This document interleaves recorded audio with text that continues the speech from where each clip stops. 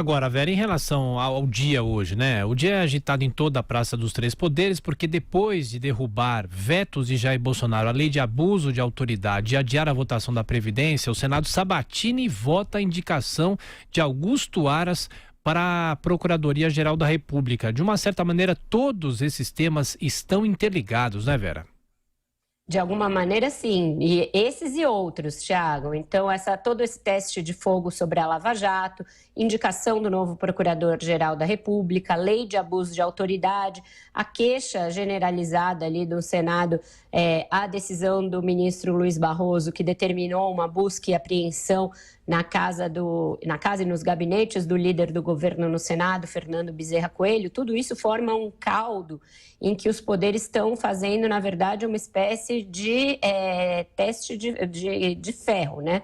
Vendo quem vai prevalecer em relação ao outro, tentando resguardar os seus espaços, tentando resguardar os seus. Então, tem um teste de estresse aí das instituições colocado, não é de hoje, mas hoje a gente vai ter um round aí muito interessante, porque tem todos esses assuntos correndo concomitantemente e um está relacionado ao outro. Então, ontem, o Senado adiou 2 votações da reforma da Previdência, uma na CCJ e uma no plenário, por conta da antecipação da discussão dos vetos da lei de abuso de autoridade.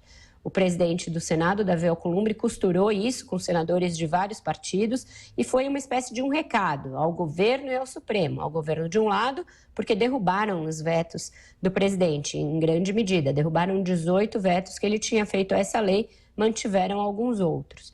E ao Supremo, principalmente, porque eles reagiram muito mal a essa decisão que acolheu um pedido de busca e apreensão sobre o líder do governo. Então, Davi Alcolumbre fez um gesto de ir até o Supremo para pedir a anulação da decisão contra o líder do governo, desmarcou as votações da Previdência e restabeleceu, em parte, a lei de abuso de autoridade, numa sinalização que é a seguinte: olha, nós estamos de olho, nós não vamos permitir que se exorbitem ações aqui em relação aos nossos parlamentares, uma decisão corporativa de defesa ali dos parlamentares, mais do que da própria instituição. Hoje acontece a sabatina do Augusto Aras, que vai, de alguma maneira, mostrar um termômetro de como está essa relação entre os vários poderes. Ele costurou bem a sua indicação, ele tentou pairar alheio a todas essas disputas. Então, para cada público com o qual ele conversou antes da sabatina, ele apresentou um discurso que soava como música aos ouvidos.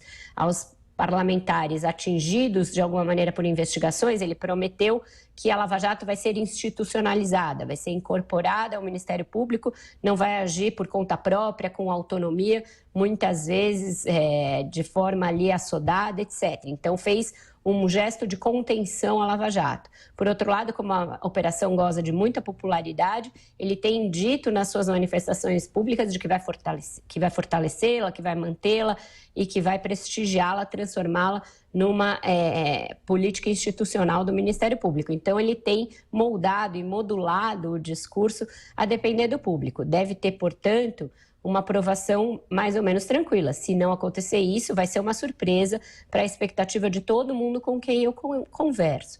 E depois disso, aí sim o Senado retoma as outras discussões, a discussão da reforma da Previdência, essas outras que são tão urgentes para o país e que eles adiaram de olho um pouco nessa pauta mais corporativa.